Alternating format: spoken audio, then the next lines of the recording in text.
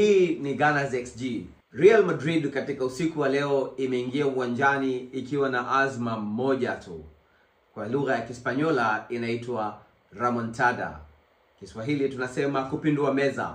Imefanyika kampeni kubwa sana na shughuli mbalimbali, ikiwa ni pamoja na kuhakikisha kwamba paa la uwanja linafungwa ili kutengeneza mazingira mazuri ya supporters wao kusikika zaidi.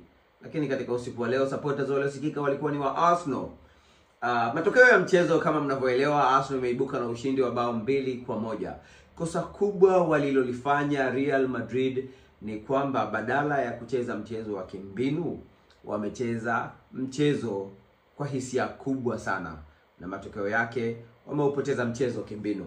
Katika uchambuzi wa leo tutaangalia takwimu za mchezo, tutaangalia vile vile ni wapi Real Madrid imekwenda mchomo na nini Arsenal imefanya sahihi kuibuka na ushindi huu. Lakini vile vile tutaangalia tuwe na matarajio gani katika mechi dhidi ya PSG siku ya tarehe 29 mwezi huu katika uwanja wa Emirates. Itakuwa ni mechi ya mwanzo kati ya mbili za nusu finali ya kombe la mabingwa wa Ulaya. Baada ya muda mrefu sana Arsenal inafikia katika hatua hiyo. Kwanza kabisa tutaanza na yale ambayo si ya kufurahisha katika usiku ambao, ukiondoa kasoro mbili, ulikuwa ni usiku mbili au tatu hivi, ulikuwa ni usiku uliokamilika. Kasoro ya kwanza ndogo iliyojitokeza ambayo haina athari yoyote kubwa ni Bukayo Saka kupoteza mkwaju wa penalty baada ya mchezaji wa Arsenal kuangushwa katika vuta ni kuvute wakati wa kona, na VAR ikangamua fauli ile na kutoa penalty. Kabla tujaendelea, VAR na mareferee leo wamefanya vizuri sana katika mchezo wa leo. Lakini Bukayo Saka akataka kupiga penanka ambayo kawaida ya penanka zinapigwa katikati. Sijui kwa nini Bukayo Saka alipiga pembeni, kwa sababu lengo la penanka ni kuruhusu kipa aruke upande wowote na wewe mpira unauacha kati, kwa sababu ni penalty inayopigwa kwa kasi ndogo sana, lakini mpira unanyanyuliwa. Penanka ile Bukayo Saka alipiga upande wa kulia kwa kipa, huku akiwa amenyanyua na kasi ya penanka kama inavyotakiwa, lakini goalkeeper Courtois aliweza kuicheza penalty ile. Lakini uzuri wa penalty ile haikupangua mchezo wa Arsenal, waliendelea kucheza kwa mujibu wa game plan walioingia nayo. La pili ambalo sio la kufurahisha ni namna ambavyo Arsenal imeconcede bao. William Saliba amepokea mpira baada ya goal kick kutoka kwa goalkeeper David Raya. Alikosa kuscan nyuma yake, hakufanya scanning nyuma yake, kwa hiyo alikuwa shwari kabisa. Ameupokea mpira taratibu akiwa na lengo la kutaka kugeuka. Nyuma yake alikuwepo Vini Junior ambaye alitokezea na kumnyang'anya mpira ule na kufunga bao, kwani goalkeeper hakuwa katika position. Kwa hiyo lilikuwa ni goli jepesi sana ambalo limekuwa conceded dakika 2 tu baada ya Bukayo Saka kufunga bao la kuongoza. Kwa hiyo hilo ndio la pili na la mwisho la kuvunja moyo na lenye athari kubwa. Hili la pili athari yake ni moja tu, kwamba tumepoteza record ya kucheza na Real Madrid na kuto concede goli lolote. Goli lile linakuwa la kwanza katika michezo 6 dhidi ya Real Madrid. Nilisema hivyo kwamba Real Madrid na Arsenal zimekutana mara 5, na mmoja kati ya wadau wa Gunners XG akanikosoa, na kosa langu alilodhani yeye ni kwamba Arsenal haikukutana mara 5 na leo ilikuwa ni ya 6 dhidi ya Real Madrid. Ukweli ni kwamba Arsenal na Real Madrid zimekutana mara 4 kwenye Champions League, mara moja kwenye Emirates Cup na moja kwenye mechi ya kirafiki za ICC kwenye pre-season. Kwa hiyo ni mara 6 na leo Arsenal imeconcede bao. Kwa hiyo tukiendelea na sababu ya mwisho ambayo ndio ina athari kubwa sana kwenye nusu finali, Thomas Partey. Baada ya Arsenal kupewa kadi, baada ya kupewa foul ambapo Anthony Rudiger alicheza foul hiyo na kupewa kadi ya manjano, Thomas Partey alikwenda kutaka kuwa involved na kutaka kusukumana naye na mambo kama hayo. Matokeo yake referee amempa kadi ya njano Thomas Partey. Kadi ya njano hii inakuwa ni ya 3 kama tulivyozungumza kwenye kipindi kilichopita kwamba sheria za Champions League kabla ya robo finali ukipata kadi 3 basi unafungiwa mchezo mmoja. Leo kadi zinafutika iwapo hujapata kadi. Declan Rice alikuwa na kadi 2, Julian Timber pamoja na Martinelli wote walikuwa na kadi 2, wote hawakupata kadi. Kwa hiyo kadi zao zimefutika. Arsenal italipa fine tu kwa wachezaji hao. Thomas Partey anafungiwa kwenye mchezo wa kwanza. Athari ya Thomas Partey kufungiwa ni kubwa sana, kwa sababu maana yake nini? Maana yake timu nzima inapanguka. Ninavyoiona mimi Arsenal baada ya kutoka kwa Thomas Partey, huku tukijua kwamba Jorginho ameumia mbavu, na habari zilizopo ni kwamba hatawahi mchezo wa tarehe 29 kutokana na jeraha hilo. Kwa hiyo uwezekano mkubwa ni kwamba Declan Rice anarudi namba 6, Mikel Merino anarudi namba 8, na possibility kubwa striker atakuwa ni Trossard. Trossard hachezi vizuri false 9. Mikel Merino anacheza kiasi namba 8, lakini Declan Rice man of the match performance kwenye mechi zote mbili za robo finali dhidi ya Madrid. Kumuondoa kwenye namba ile na kumrudisha nyuma ni hasara kubwa. Vile vile Partey naye anafanya vizuri sana, kwa hiyo kadi manjano hii itaidhoofisha kiasi fulani Arsenal. Hata hivyo, mashindano haya mambo kama haya ni kawaida. Mikel Arteta ana wiki 2 za kutafuta suluhisho la tatizo hili. Na sasa tuingie kwenye takwimu za mchezo. Bao 2-1 kama tunavyoelewa, Arsenal imeibuka na ushindi. Kwa hiyo jumla aggregate ni bao 5-1. Huu ni ushindi mnono sana dhidi ya timu ambayo inakuwa regarded kwamba ndio timu bora duniani, kwa vile imeshinda Champions League mara 15 na usiku wa leo iliingia uwanjani kama bingwa mtetezi. Kwa hiyo ulikuwa ni ushindi wenye ladha kubwa sana. Real Madrid wamemiliki sana mpira wakiwa na asilimia 66 dhidi ya 34 za Arsenal. Lakini kama kawaida yetu tunasema kwamba katika modern football kumiliki mpira sio jambo kubwa. Jambo kubwa unafanya nini katika wakati ambao unamiliki mpira. Zaidi ya kutoleana pasi nyingi kiasi, Real Madrid hawakuwa na lolote kubwa la maana karibu mchezo mzima. Tukianza na nafasi za magoli, kubwa za magoli, Real Madrid dakika zote 90 pamoja na dakika za nyongeza imetengeneza nafasi moja tu, huku Arsenal ikiwa na nafasi 3. Tukija kwenye XG, magoli tarajiwa, Real Madrid ilikuwa na 1.5 huku Arsenal ikiwa na 2.05. Japokuwa XG ya Arsenal ilikuwa bumped up sana na penalty. Kama tunavyojua penalty ina XG ya 7.5 mpaka 8. Kwa hiyo kiujumla kwenye open play Real Madrid ilikuwa na XG nzuri zaidi kuliko Arsenal. Kwa upande wa mashuti, Arsenal imepiga mashuti 11, 6 yakiwa yamelenga mlango Real Madrid. Katika mashuti 18, 10 yamekuwa blocked. 3 tu ndio yalikuwa on target, huku 5 yakienda fyongo. Lakini kiujumla Real Madrid ilionekana kama kwamba ni timu ambayo haikuwa na mbinu thabiti za kuipita defense ya Arsenal na kutengeneza nafasi za wazi za magoli. Kwani kama tulivyosema, dakika zote hizo Real Madrid imetengeneza nafasi moja tu ya kufunga. Kwa hiyo ilikuwa ni performance ambayo haikutarajiwa. Binafsi nilitarajia kwamba Arsenal wangekuwa na kazi kubwa sana ya kuizuia Madrid usiku wa leo, lakini badala yake Madrid ilionekana timu average sana kupita kiasi. Yani kwa mtazamo wangu mchezo ule ungechezwa let's say dakika 200 badala ya dakika 90. Basi naamini Madrid wange struggle kupata goli lolote. Wamekuwa wakipiga mashuti ya mbali ya kupopoa ambayo mengi kati hayo yamekuwa blocked. Wamepata mashambulizi yao mengi yameishia na kona ambazo hazikuthreat kitu chochote. Wameshindwa kutengeneza nafasi, wameshindwa kuipita defense ya Arsenal. Si Vini Junior ambaye alikuwa mwisho wake alikuwa anapiga crossi za kubahatisha nyingi. Rodrigo ndo alipotea zaidi mchezoni kuliko Vini. Kylian Mbappe hakuonekana.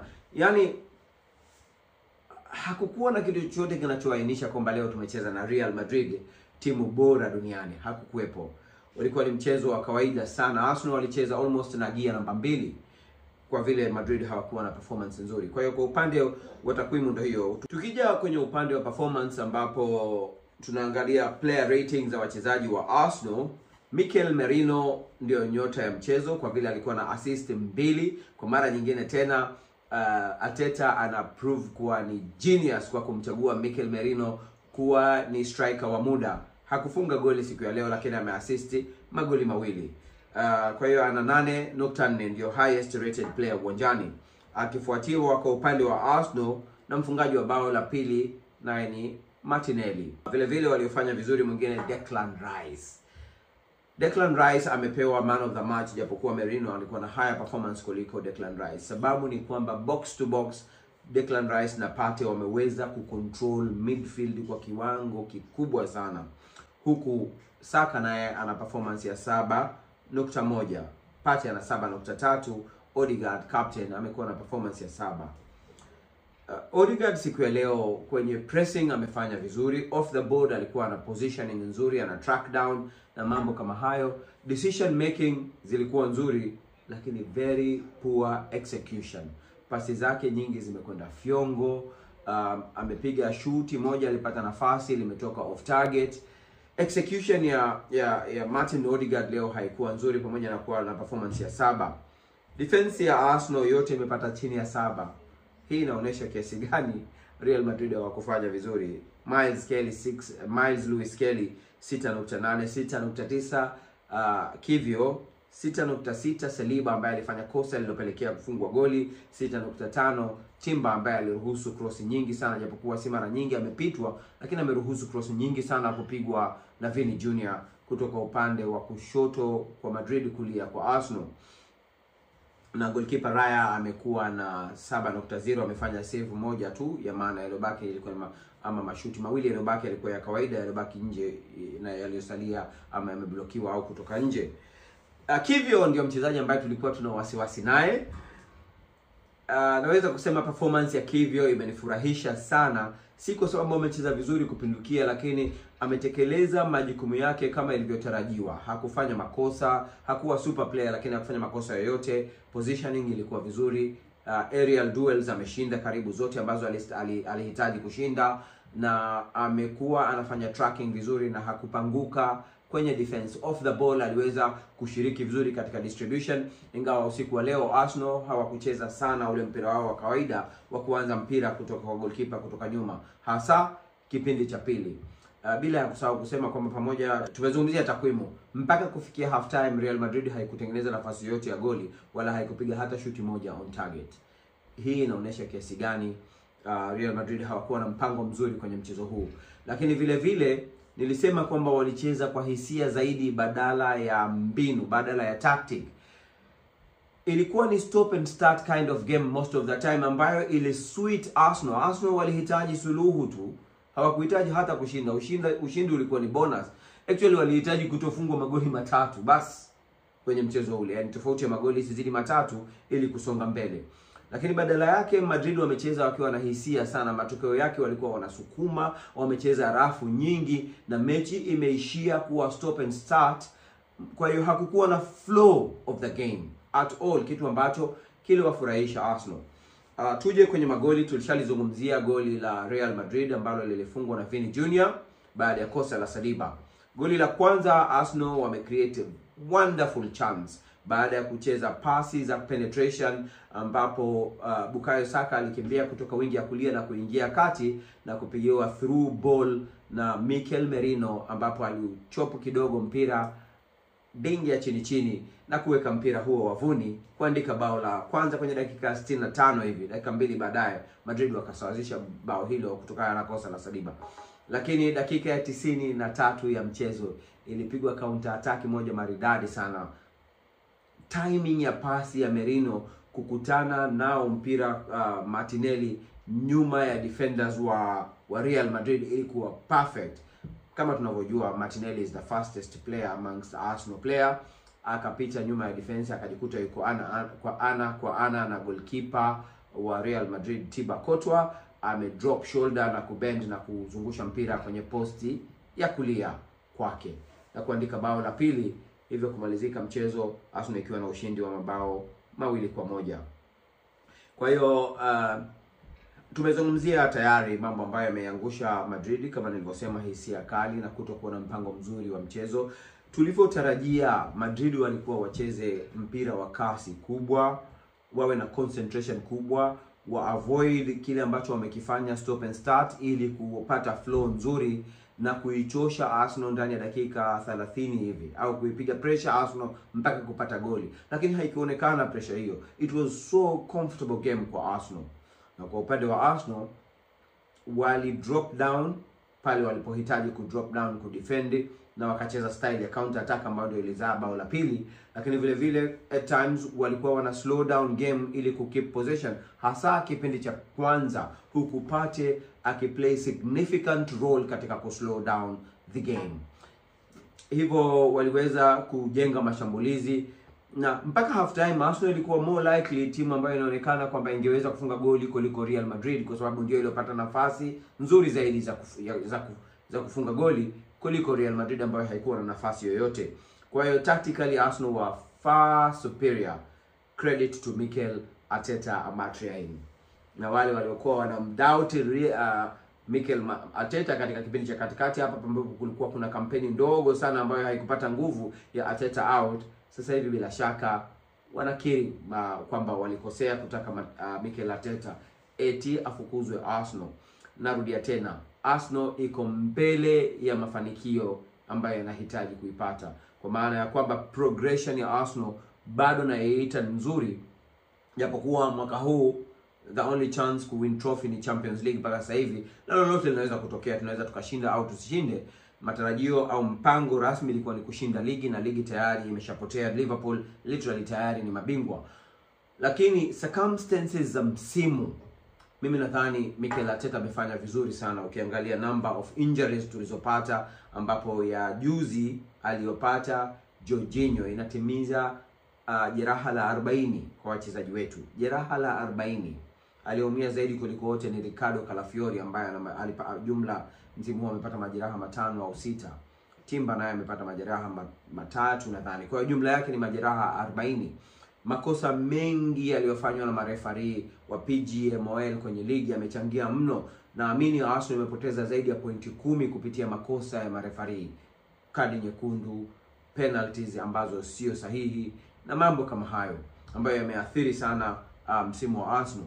Kwa hiyo given the circumstances, alafu bado tuko nafasi ya pili, alafu bado tuko nusu finali ya Champions League, Arteta anastahili sifa sana. Sasa nini matarajio ya Arsenal katika nusu finali?